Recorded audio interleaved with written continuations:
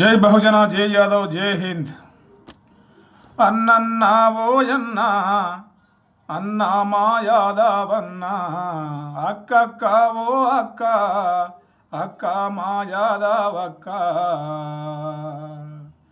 అమ్మమ్మ ఓ అమ్మ, యాదవ సమాజమా, మేల్కొల్పు మేల్కొల్పు మేలుకోమని నిరంతరం పరంతరం ముందుకు కదులమని పిలుస్తున్నాడు బీపీ మండలు అమ్మ. బీపీ మండలుడో, బీపీ మండలుడో, కుర్రాసు నెగడోలే మండాలి కొడుకో, మండాలి కొడుకో. భారతదేశానికి స్వాతంత్ర సమరయోధులు. ఆ కుటుంబం మొత్తం కూడా ప్రజాక్షేత్రం కోసం, ప్రజల కోసం త్యాగం చేసింది. యాదవ కులంలో పుట్టినటువంటి మహనీయులు. యాదవులో చిన్న చిన్న బ్రాంచ్, ఆ బ్రాంచ్, ఈ బ్రాంచ్ అని టైం వేస్ట్ చేస్తూ ఉన్నాం. కుర్మ యాదవులంతా ఒకటే. యాదవుల దేవుడు ఒకటే, వాళ్ళ జీవన విధానం ఒకటే. ముక్కుకు ముక్కెర పెడితే ఇట్లా అది ఎట్లా పెడితే కాకుండా మన హక్కుల కోసం నిలబడి కలబడి ముందుకు దూసుకుపోవాల్సిన అవసరం ఎంతైనా ఉంది. బీపీ మండలుడో, బీపీ మండలుడో, రగరాగా సూర్యుడై రగలాలి కొడుకో, రగలాలి కొడుకో. తెలంగాణ రాష్ట్ర గౌరవ ముఖ్యమంత్రి గారు ఒక ప్రకటనలో చాలా స్పష్టంగా ప్రెస్ మీట్లో మాట చెప్పారు. వాళ్ళు యాదవ కురుమ సమాజంలో ఇప్పటికి కూడా సగటు లెక్క చెక్ చేసినా అక్షరాస్యతలో చాలా వెనుకబాటు గురయ్యారు. ఆర్థికంగా ఎంత కొంత నిరంతరం పనిచేసే వ్యక్తుల్లో, సమాజానికి శక్తినిచ్చే వ్యక్తుల్లో, సమాజానికి పరిపుష్టిచ్చే వ్యక్తుల్లో, ఇంకా కొంతమంది కుల వృత్తుల్లో ఉండి ప్రభుత్వం ఆదుకోలేక ఇబ్బందులు పడుతూ వాళ్ళకి ఇచ్చిన జీవోలు గాలి కొదిలిపోయి వాళ్ళకి రావాల్సినటువంటి ఆ మేతకు సంబంధించినటువంటి ఆ తుమ్మ చెట్లు, ఆ గడ్డి లేక, ఆ షెడ్లు లేక అందరితో అవమానాలకు గురవుతూ, ఇబ్బందులకు గురవుతూ ఉన్నటువంటి జాతులు కొంతమంది వృత్తుల పరంగా చాలా ఇబ్బంది పడుతున్నటువంటి సమయంలో మన హక్కులకై మనం కదలాలి.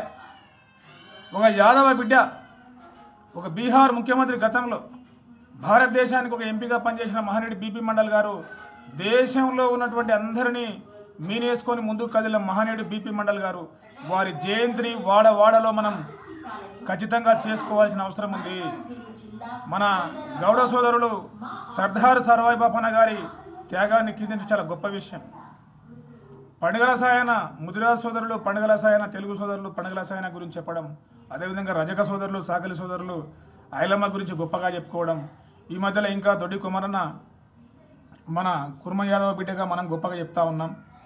అదేవిధంగా రాజ్యాంగం చాలా ఇంపార్టెంట్. మనం ఎన్ని మాట్లాడినా ఒక పవర్, ఒక సిస్టమ్ అనేది చాలా ఇంపార్టెంట్. భారత రాజ్యాంగంలో 340 ఆర్టికల్ తీసుకొని ఒక 2 ఏళ్ళు కష్టపడి శ్రమించి అట్టడుగు వర్గాల్లో ఉన్నటువంటి వ్యక్తులకు, who is the BC is the backward caste, nothing but what, educationally socially backward people is called backward, they are the backbone of India అని చాలా సగర్వంగా నిలయించినటువంటి మహనీయుడే బీపీ మండల్ గారు. ఆ మహనీయుని జయంతిని మనం వాడవాడలా జరుపుకొని, ఆత్మ గౌరవం నిలుపుకొని, మండలు చుట్టే మహోద్యమం నిర్మించి, నాయకత్వం తయారై గొర్రెలను గిడ తీసుకుపోయి ఒలడగొట్టినట్టు కాకుండా అందరూ ఒలడగొట్టి మన నాయకులు ఎక్కడికక్కడ ఓట్లు ఇప్పించి నాయకులను గెలిపిస్తారు తప్ప, గ్రౌండ్లోకి వచ్చిన తర్వాత పని చేసుకోకపోగా వాళ్ళకు వాళ్ళు పని చేసుకోలేకపోతున్నారు. వాళ్ళ ఎంట ఉన్నటువంటి వ్యక్తులకు కూడా కొంత పని జరుగుతలేదని అంటున్నారు మనోళ్ళు. ఎందుకంటే వీళ్ళు కూడా ఫుల్ చిన్న చిన్న పనులు, వాళ్ళ పనులు వాళ్ళు చేసుకుంటూ ఉన్నారు. వేరే కులాల్లో అట్లా ఉండదు. పని తక్కువ చేసినా ఈ పనుల దగ్గర వాళ్ళు ఎక్కువ చేయించుకుంటున్నారు. కాబట్టి అందరూ పేరు చివర యాదవ్ పెట్టుకొని ఈ ఉద్యమాన్ని ఒక మహాప్రపంచంలా ముందుకు కదిపే విధంగా త్వరలో ఆగస్టు 25 నాడు వనపర్తి గడ్డ మీద కోహినూరు, కొత్తకోట కోహినూరు రాములు యాదవ్ గారు, గౌనికాడు రాములు యాదవ్ గారు, అదేవిధంగా హోము గార్డు అన్న మన నరసింహ యాదవ్ గారు, వారిద్దరి సారథ్యంలో ఒక బ్రహ్మాండమైనటువంటి బీపీ మండల్ గారి జయంతి వేడుకను వనపర్తి గడ్డపైన, వనపర్తి బొడ్రాయి రాజీ చౌరాస్తాలో జరపాలని వాళ్ళు ఆలోచన చేస్తూ ఉన్నారు. కాబట్టి మిగతా యాదవ బంధువులు, పెద్దలు, ఇంటెలెక్చువల్స్, ఆల్ ఎంప్లాయీస్, మీరు ఎక్కడికక్కడ సదర పండుగ ఎలా జరుపుకుంటున్నామో మిగతా ఎట్లా జరుగుతున్న పండుగలు, ఇది మన హక్కుల పండుగ, మన ఆత్మగౌరవం పండుగ. ఈ పండుగను మనం వాడవాడలా గేరిన జరుపుకొని మన అస్తిత్వాన్ని చాటుకుందాం, మన హక్కులకై పోరాడుదాం, శాంతియుతంగా పోరాడదాం. జై మండల్, జై హింద్ అని తెలియజేస్తూ నినదిద్దాం. బీపీ మండలుడో, బీపీ మండలుడో, రగరాగా సూర్యుడై రగలాలి కొడుకో, రగలాలి కొడుకో, కాల్మొక్త బాన్సేనని వంగితోగాల,